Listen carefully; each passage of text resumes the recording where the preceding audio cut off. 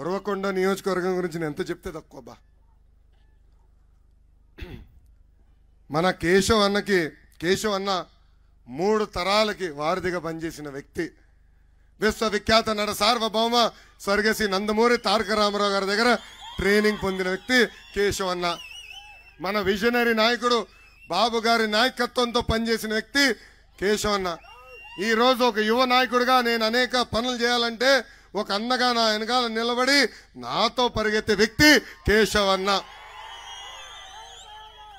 నాతో పరిగెడుతున్నారు, నా వెనకాల పరిగెడుతున్నారు. నాకు లీట్ల కేశవ్ అన్న నాయకత్వంలోనే నియోజకవర్గం అద్భుతంగా అభివృద్ధి చెందింది. ఈరోజు శాసనసభలో కేశవ్ అన్న కనీసం మైక్ ఇవ్వట్లేదు ఈ ప్రభుత్వం. ఎంత భయపడుతున్నారు చూడండి. అరే అసెంబ్లీ పులి కేశవ్ అన్న. అసెంబ్లీలో ఒక పిల్లి కూడా ఉందండి. అసెంబ్లీలో ఒక పిల్లి కూడా ఉంది. ఆ పిల్లి పేరేంటి తెలుసా? జిమ్ లాంటి జగన్. అది ఈరోజు ఆంధ్ర రాష్ట్ర పరిస్థితి. మన ప్రభుత్వం ఉన్న 5 సంవత్సరాల్లో ఎప్పుడు లేని విధంగా ఉరవకొండ నియోజకవర్గ అభివృద్ధి చేసింది కేశవ్ అన్న.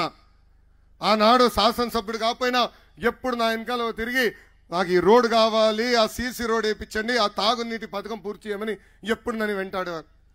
నేను శాసనసభలో మంత్రిగా ఉన్నప్పుడు బయటికి వచ్చి కనీసం టాయిలెట్కి వెళ్ళని రెడీగా ఉన్నాడు ఆయన కాగితాలు పట్టుకుని. ఇదిగో ఈ ఒక్క కాగితం సంతకం పెట్టు, ఈ పని అయిపోతుందని చెప్పి పని చేయించుకున్న వ్యక్తి అయినా.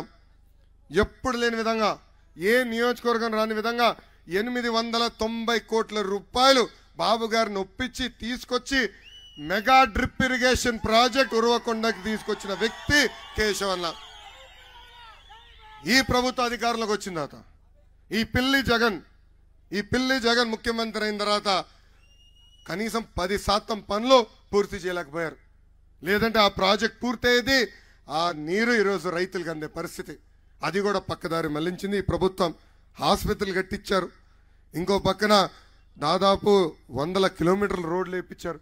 నేను మంత్రిగా ఉన్నప్పుడు తాగునీటి పథకం కూడా అన్న శాంక్షన్ చేపించారు.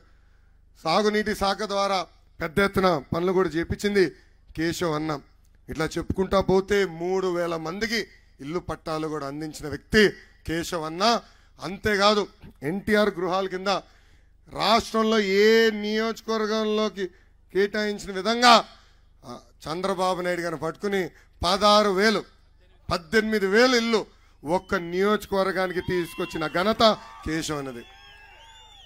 ఈ సభాముఖంగా ఇక్కడున్న మాజీ శాసనసభ్యుడు 2014 నుంచి 19 వరకు శాసనసభ్యుడిగా పనిచేసిన విశ్వేశ్వరరెడ్డి నేను సూటిగా ప్రశ్నిస్తున్నా. మీరు 5 సంవత్సరాలు ఎమ్మెల్యేగా ఉన్నప్పుడు ఏనాడైనా ప్రభుత్వాన్ని వచ్చి మాకు ఇది కావాలి, ఇది చేయండి అని మీరు అడిగారా? అంతెందుకు, ఇప్పుడు మీ నాయకుడే ముఖ్యమంత్రిగా ఉన్నాడు. మీ నాయకుడి దగ్గరికి వెళ్ళి మా ఉరవకొండ నియోజకవర్గానికి ఆనాడు మీరు ఇన్ని హామీలు ఇచ్చారు, ఆ హామీని నిలబెట్టుకోమని ఏ నాడైనా అడిగాడా అని సూటిగా ఈ సభాముఖంగా ఆయన నేను ప్రశ్నిస్తున్నా. మనం చూస్తున్నాం ఆయన కొడుకు కలిసి ఎలా నియోజకవర్గాన్ని దోచేస్తున్నారు. దొంగ ఆధార్ కార్డులు అండి, దొంగ కాస్ట్ సర్టిఫికేట్లు, దొంగ పత్రాలు సృష్టించి ఎక్కడ భూమి దొరికితే ఆ భూమిని కొట్టేస్తున్నారు. ఉరవకొండ ప్రజలందరూ పిలిపిస్తున్నా, పొరపాటున ఈ ఎమ్మెల్యేని ఆయనతో ఉన్న కొడుకుని మీ ఇల్లు చూపించద్దండి. పొరపాటున చూపించద్దు. ఆ ఇల్లు నచ్చితే అయిపోయింది. పత్రాలు ఉండవు, ఏమి ఉండవు, ఆధార్ కార్డు కూడా డూప్లికేట్ చేస్తారు, మీ ఇల్లు స్వాహా చేస్తారు. ఇంకా భూములు ఎలా కొట్టేస్తున్నారో మనందరం చూసాం. ఇసుక ఏ విధంగా దుబ్బుతున్నారో మనందరం చూస్తున్నాం. ఇంకా జగన్ వచ్చినప్పుడు కూడా అనేక హామీలు ఇచ్చారండి. డ్రిప్ ఇరిగేషన్ ప్రాజెక్ట్ పూర్తి చేస్తాడు. హంద్రినివా 36 ప్యాకేజ్ పనులు ఆనాడు నేను పూర్తి చేస్తానని పెద్ద ఎత్తున చెప్పాడు. ఇంకా ప్రభుత్వం ఏర్పడిన మొదటి 6 నెలల్లో ప్రతి చెరువుకి నీళ్ళు ఇస్తానని హామీ ఇచ్చాడు. హంద్రినివా కెనాల్ పనులు కూడా పూర్తి చేస్తానని ఆనాడు హామీ ఇచ్చాడు. అంతెందుకు, అన్నట్టు నా గుర్తున్న మేరకు 80,000 ఎకరాలకి సాగునీరు అందిస్తానని ఆనాడు జగన్ అన్నాడు. ఈ సభాముఖంగా అడుగుతున్నా, కనీసం 8 ఎకరాలకి మీరు సాగునీరు అందించారా అని సూటిగా ప్రశ్నిస్తున్నా.